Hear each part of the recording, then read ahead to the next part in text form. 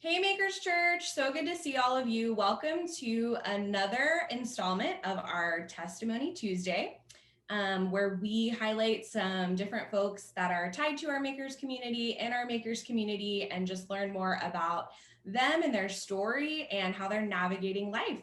So we're so excited to have a very special member of our Makers community, Chelsea Conrady. Thank you so much for being here, Chelsea. And all of you also know our other guest, Pastor Chalese.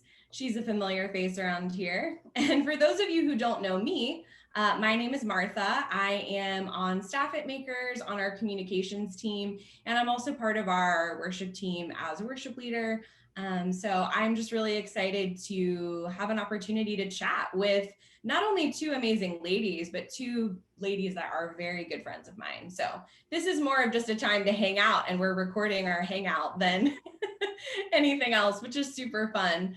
So I just wanted to intro Chelsea just to tell you a little bit about her. She will also tell you about herself as well. But I know Chelsea, honestly, we've been friends for the past 4+ years at this point. She was one of my very first friends at Makers, which was really fun. It was super fun to get to know her. I was introduced to her originally because of the worship team, because she also sings, has a beautiful voice, and is a part of our, has been a part of our worship team, our production team, all sorts of things over the years. So that's how we got to know each other. And it's just been really fun being a part of your life. And she's also my Disney buddy. Both of us have Disneyland annual passes, and we make the trip up to Anaheim pretty often, actually. I mean, sadly, not really at all in the past 6 or 7 months at this point, but I won't go with her. I refuse. I know. She won't, but only accidentally. If we run into each other because she's there working for senior trip. That's right. But yeah. So Disney is definitely something that Chelsea and I love and share a passion for, and we have enjoyed our time there together. So I'm going to kick it over to you, Chelsea, and just why don't you tell us a little bit about yourself? Are you from San Diego? Just kind of a little bit about maybe your growing up years, and just kind of how you ended up in our Makers community. Yeah. Beginning of my book. So I'm born and raised in San Diego. A fun little piece of pride that I hold is that my family goes back pretty far in San Diego, back to 1899. My mom's grandfather was born here.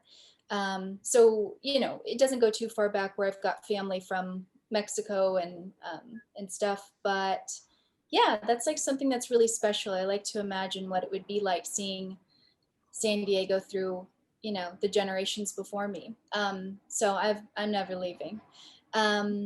So, and my, like I said, my family was raised here too. So it's fun exploring San Diego when you know where your history is, like where your family grew up and where your mom went to church when she was little. And so, yeah, my mom went to like old Catholic church in Barrio Logan. So I live in Golden Hill now. And so I didn't really stray too far because I just love this historic part of San Diego. I went to a Spanish immersion elementary school. And so I ended up staying pretty close to like the Claremont Bay Park area and, grew community there. I never really had any intention to leave. I, went to church as a kid in San Diego. We went to a non-denominational church, Mission Valley Christian Fellowship. We met in the center of Mission Valley. It used to be an old movie theater. I went to see Sister Act there, and then later started going to church there. Do you remember that one? Like right off the 8? I saw 3 ninjas there. That's awesome.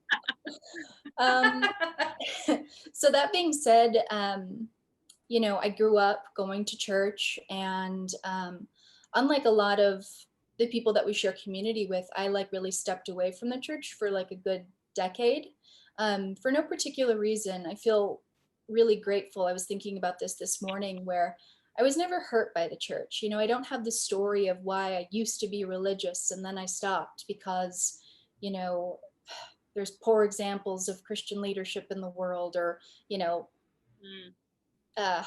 media worthy reports of bad things happening. Like nothing like that ever happened to me.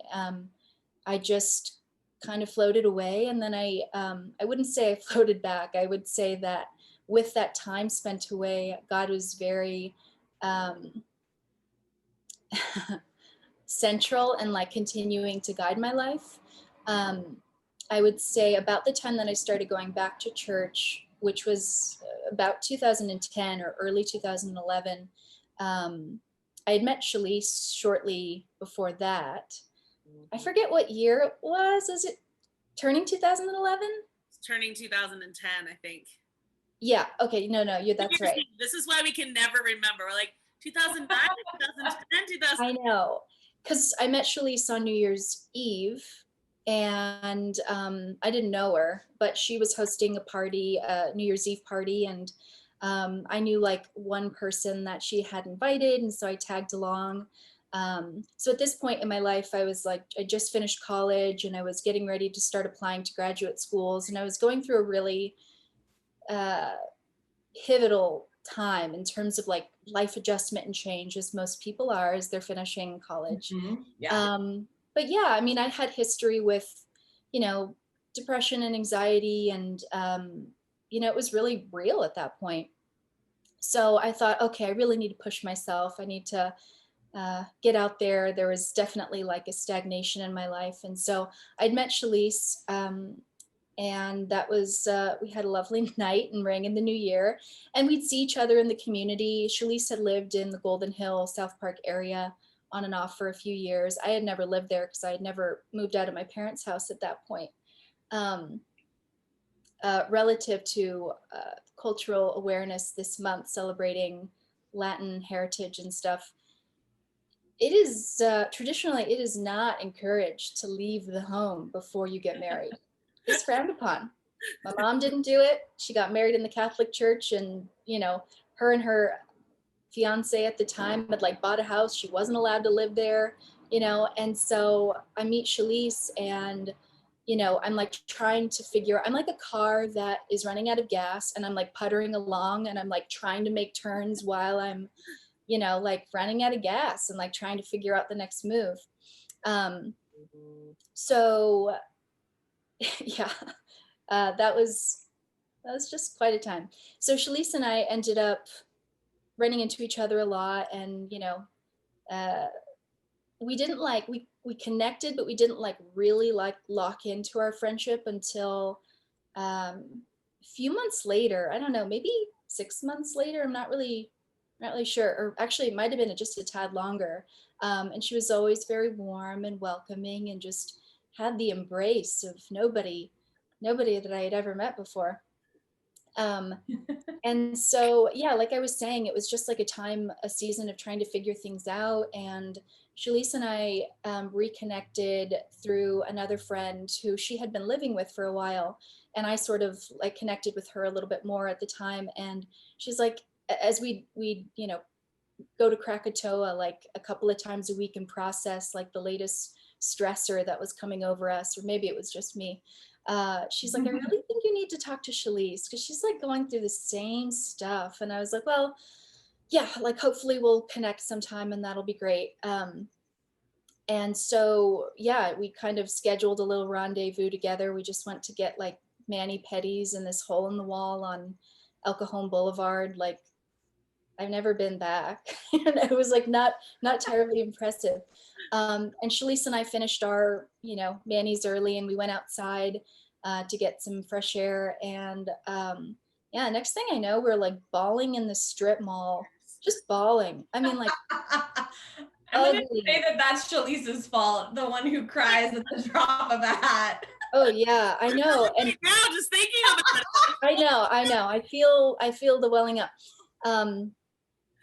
So I was like, you know, it's like that scene in Step Brothers. Did we just become best friends? Yep. And everybody uses that line, and it's so fun when you do. But this was like truly that moment where I was like, wow, we're like gonna be going through this together, you know. And basically we have been ever since, and we've ridden the lows together, and we've, really celebrated the highs together, like I can't tell you how much of a blessing it is when you and your best friend meet your partners within 3 months of each other, getting married within a few months of each other, and getting to do that. But just to jump back a little bit, when Chalese and I were like getting close, we'd meet up like every other day. She was living in Pine Valley. I was with her parents, and I was living with my folks. We moved in together, which, to touch back and bring the story a little full circle, yeah, we moved in together. And I think it was like the day after we moved in, I was like, I'm going to go to church with you on Sunday. And she had just started going to what was then Mosaic, maybe, I don't know, no more than a year, would you say? Yeah. Maybe? It was, yeah, maybe like a year and a half max. Mm-hmm. Yeah. So a little detail that is really relevant to me is that just a couple of months before we moved in, but we had already started talking about it, sort of, was I ended up going to the Holy Land, and I'd been saving for this trip, and I had no idea what I was saving for. And then, you know, during this, like, post college, right before grad school, I'm saving this money. I don't know what for. And then my parents are like, we're finally taking this trip together. We're going to revisit Jesus' steps and go further back in history and do all of this stuff. And so it was like this weird time of, like, you're preparing for a trip, and you're doing all of these tasks to prepare. But for me, it was like a trip, but it was also, I was like, my heart was being prepared. Mm. And so I remember like getting ready for this trip, and I was like, okay, it's really going to happen where I get there, and I'm just going to be like, just washed over with this newfound, feeling and connection with God again. And it was weird. It was almost like I didn't like let myself get there until like I took this trip. Um, but the reality is that there's not this one moment. There's these series of moments and you know events and relationships that like all contribute to you know the thing that you're going to be working on for the rest of your life. Like, you're never done. you know and so that's my sweet, like, naive story of what it felt like to prepare myself. um, and then I started going to what was then Mosaic, and um, started volunteering shortly after. And Shalise and I would get up together and go to church together. And yeah, it was really amazing. It was amazing. Yes, but it's different than it would have been different if I was still living at home. It would be different if I didn't have this partner that I was like choosing to do life with very intentionally. Um, and so I just don't think it could have, yeah, it couldn't have happened the way it did had there been any changes. Everything like perfectly came together. And it doesn't mean that it was easy. It was definitely rough. And Shalise and I shortly realized that we're not good roommates together. And there was a moment where I was like, this is it, like, we're breaking up. And Shalise is like, no, I promise you, like, this will save our friendship. And she was totally right. I mean, she was totally right. um and here we are. I've been able to do all sorts of things within the church and make such good new friends. And that's been like a blessing. It's been awesome to be a part of the worship team and the tech team over the years and see how things have changed. And yeah, it's just like beautiful watching something grow, because when I went, we were meeting at Queen Bee. And you guys had only been meeting at like one other place before, I think. So what had felt like a community that I was walking into that had been there for years and years was really just like this community that was being born. Looking back, seeing how far that we've come. So um, yeah, that's a little bit about my story. And That's so cool. I was thinking about when you were chatting, just, obviously, if it isn't clear already, Shalise and Chelsea are besties. But what I think is really beautiful about that, as someone who's only known both of you for, roughly 4.5 years, I think both of you have the gift of welcoming people into your lives with just really no strings attached and just no questions asked. As someone who is a product of both of that, of both of you acting that way, it's just a really beautiful thing.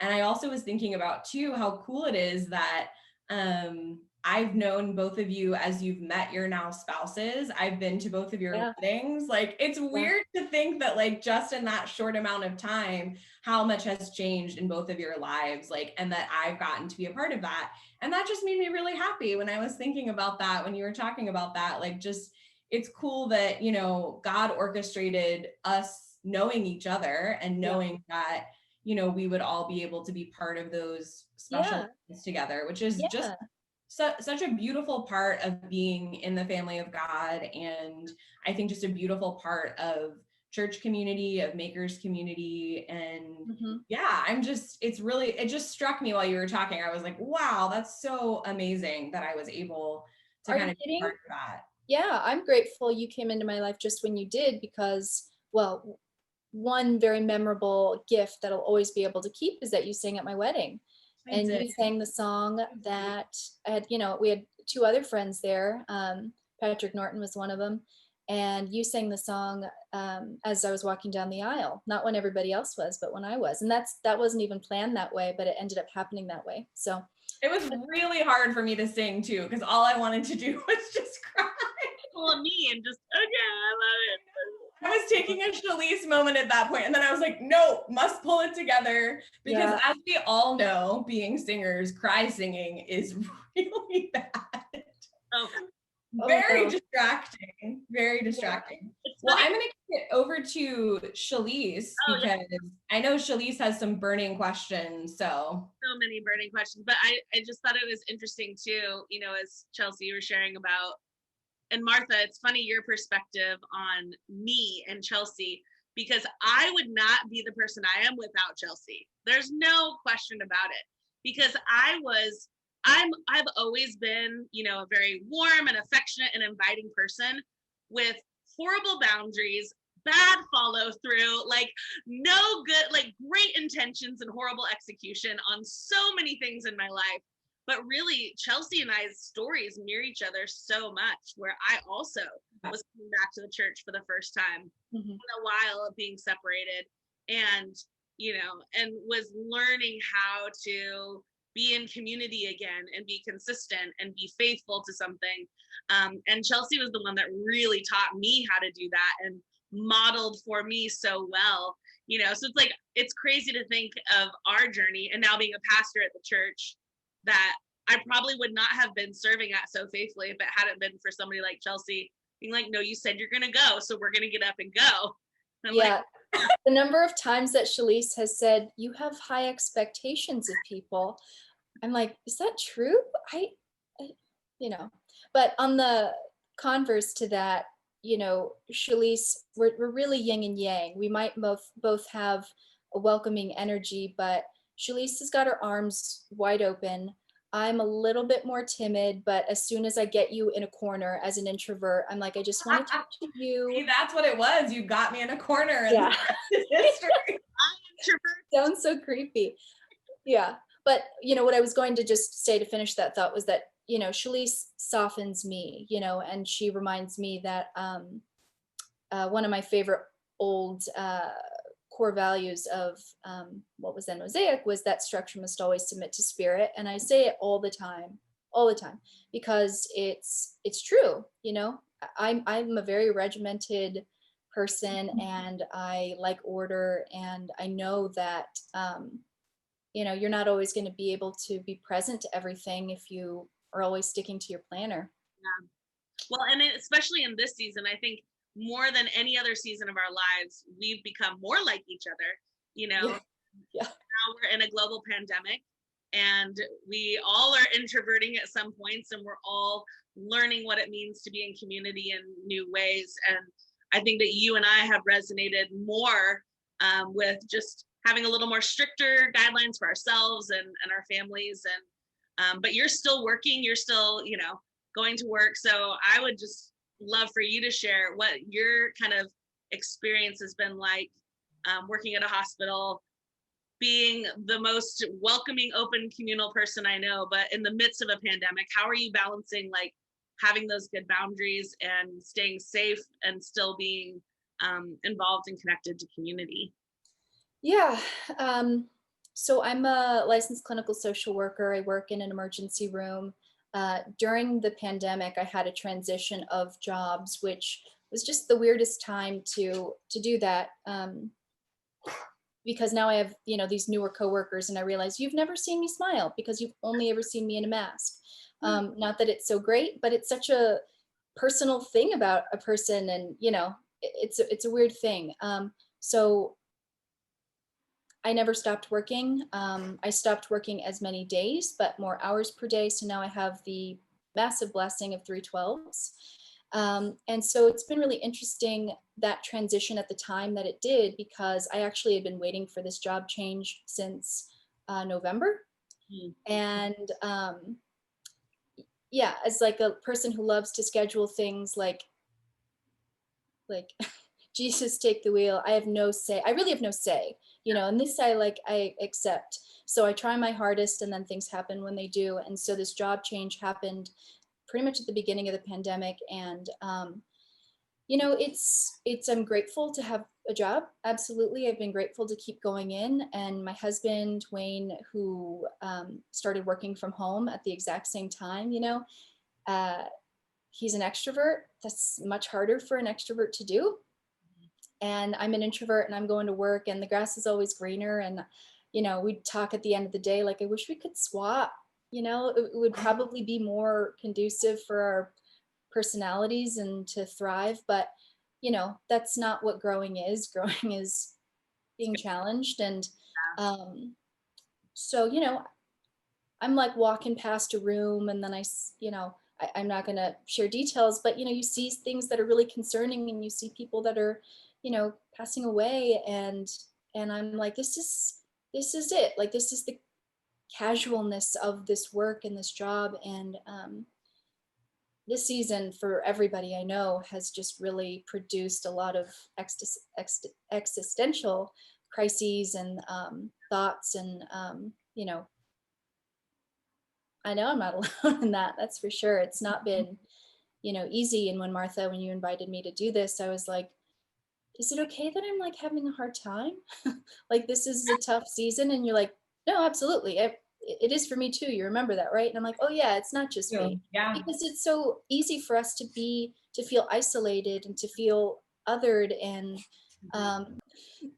anyway, so I haven't had more time because I'm not working, but I have had more time because I have more days. And so that's allowed something I'm really grateful for, which is to really slow down. I'm a busy person. I'm a stacker when it comes to planning things, even as an introvert. And it's because I do love people so much, and I have so many close friendships that I cherish, and I want to water those friendships, and it's not always doable. So, um, you know, I've had more time to consider, like, what do I want to keep at the end of this? Like, what's really important here? I have more opportunity to do more things, um, theoretically, even though there's a lot of things that were closed. But you know, to read more, to you know, have more picnics with people, or whatever safe form of socializing, you know, we've practiced. Um, but I've been forced to slow down and really, really enjoy like the simple pleasures. And that's been a blessing. And I know so many people talk about like, well, now I have more meals with family, and we get to know each other better. And, you know, these silver linings to this tough, you know, season. And that resonates for me too. You know, I do a lot of walks. I spend a lot of quality time with my dog.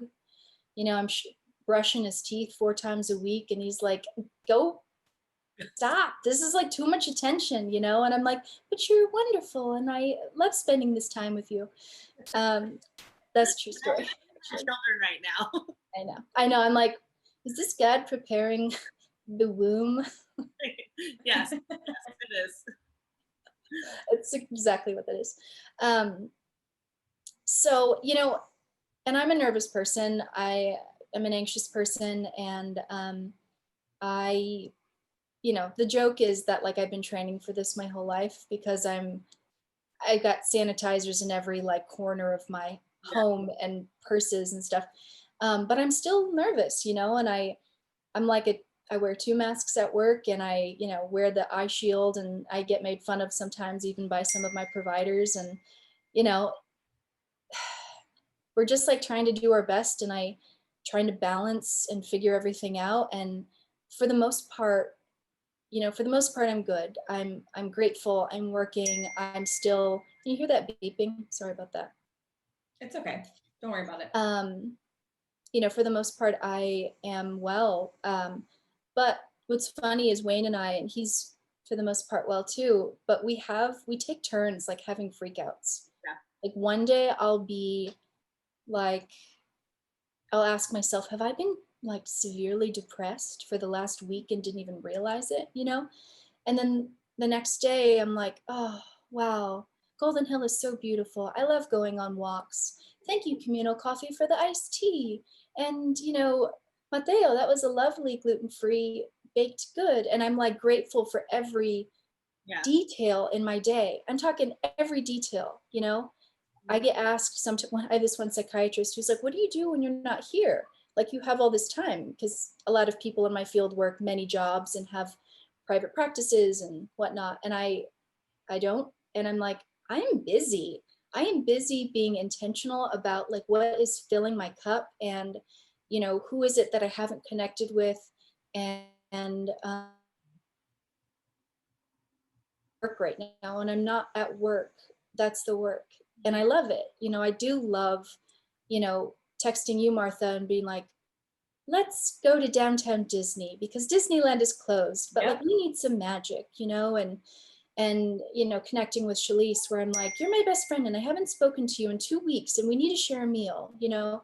And I love doing that. I love sitting down with my planner and thinking about the people that I love and doing the things that I love and how to keep doing those things, you know? I think you hit on something really important that for all of us is important to remember during seasons like this is just that intentionality, right? It's okay to have a week where you feel off and where you feel like, oh, like life is happening to us. But I think, you know, you've taught me the beauty of a planner and a calendar. And for me, it's planning in and calendaring those intentional moments with whatever it is, even if it's like so silly as writing in like spend time to pray. It's like I need to put it there. Oh Or yeah. 2 weeks, and then you're like, oh, my best friend that I love, I should call her. And I just think like, how often is it in moments like this where we just kind of, oh no, I forgot about this thing, and what a good reminder to say like it's okay to calendar out time for yourself. Mm-hmm, It's okay to mm-hmm. calendar out time for God. It's okay to calendar in time for community. It's okay to calendar time to do nothing and to just leave that space. But I think we get so caught up in like the best thing to do are the productive things, the working things. And so I love that you're kind of hitting on walks and rest and you know, just taking pleasure in your neighborhood and in those simple small things. Yeah, it's really good. I'm like a person that feels guilt pretty easily, you know, if I'm not as a reformer, you know, and I have high expectations for myself. And so sometimes I think like, because everything I just described is very fundamental, you know, it's like very fundamental to like our hierarchy of needs, and we need community and we need, you know, to make dinner for ourselves. And sometimes I feel silly where I'm like, no, that's what I'm doing. Like that's it, you know. But these are weird times, you know, and I think it's okay whether it's a pandemic or not to give ourselves that. The things that I was thinking about, Chelsea, while you were talking about all of that is I think it was way back maybe at the beginning of the pandemic, and I honestly can't remember who said it. Maybe it was a bunch of different people with this idea of, you know, what does life look on the other side of this experience? And I think you touched on a lot of things of, you know, the slowing down, the being able to intentionally connect with people and all of that. It's all part of this, right? And I think for me, I 100% resonate with everything that you said about, feeling one emotion one day and another the next, or even on like an hourly basis, honestly. Yeah. Yeah.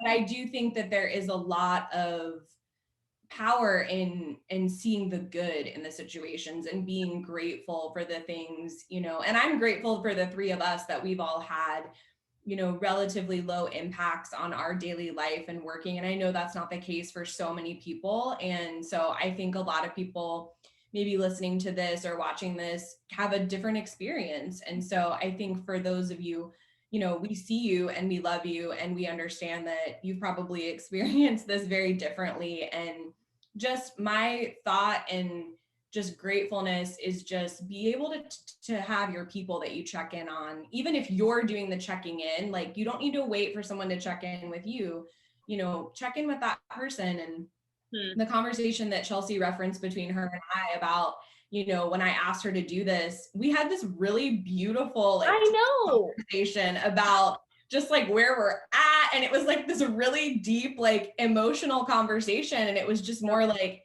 hey, I am right there with you. Like, it is for me one existential crisis to the next. Now, to be fair, I am an Enneagram 4, and that's just pretty much my life. So this just exacerbated it on a whole different level. So now everybody is feeling what Enneagram 4s feel on like a daily basis when there's not a global pandemic. Yeah. But I do think, one of the things that I do think about is just no one could have prepared us for this. I mean, we would have never dreamt that this season of life would ever happen. And so I do think that being able to express gratefulness and rejoice in the small things is really all about what we can do. So I think that it's just really beautiful to kind of keep bringing that up to each other, to our friends, family, and just putting it out there. I mean, there's so much negativity and craziness out in the world. And so I think anything we can do to counteract that is just going to be gold. Yep. So with that being said, I wanted to end our conversation together, just with maybe us chatting about something we're looking forward to, even though there's still so much going on with the pandemic and political stuff and all of that. Just like, I was like, I think that we should talk about something we're looking forward to. I have a girl that I listen to who does a podcast, and she always asks her guests, like, what sounds fun to you? So I'm taking a nod from her, but I think something that I'm looking forward to is just the cooling down, the fall season, so that we can honestly just like wear cozy sweaters again and all of that. I don't know why. That's sounding really great to me right now. I know exactly why. Yeah, and it's been very hot. And I think too, for me, I am not a native San Diegan like the two of you ladies. So all of my family's back on the East Coast, and I'm looking forward to going back and seeing them for the holidays. I'm going back for Christmas and kind of staying for a few weeks. And I'm just really excited to see them, and it's given me something to look forward to. Oh, we need that. Yeah. Chalese, do you want to go? Sure. I am very much looking forward to going camping. So that is always my thing to look forward to, is always a camping trip.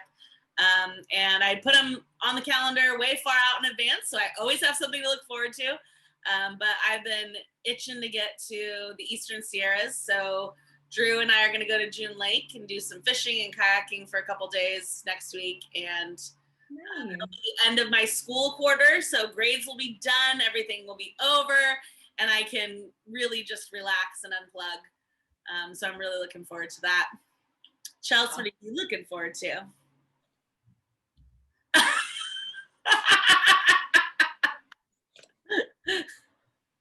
Yes. So I always have to have something that's like in the works, and I just went to Cabo for a wedding, and it was wonderful. And I got tested and I'm negative, by the way. But now I don't have anything like any trips, and that's for good reason. But so it's a week at a time. And next weekend, I'm really excited. Martha and I are going to downtown Disney That's for lunch. Right. I totally forgot to mention that. I'm also looking forward to that. Martha's not looking forward to it, but it's just not on the radar. I am looking forward to that. And then also, Chalese, we have plans to go apple picking next weekend. Nice. That still work? Yeah. Yeah, I mean, I need some magic. I need some fall, Yes. you know? Yes. Magic and fall is what we're all looking forward to. I love it. Hate to Yeah. tell you that it's going to be 91 degrees on Wednesday, but Yeah.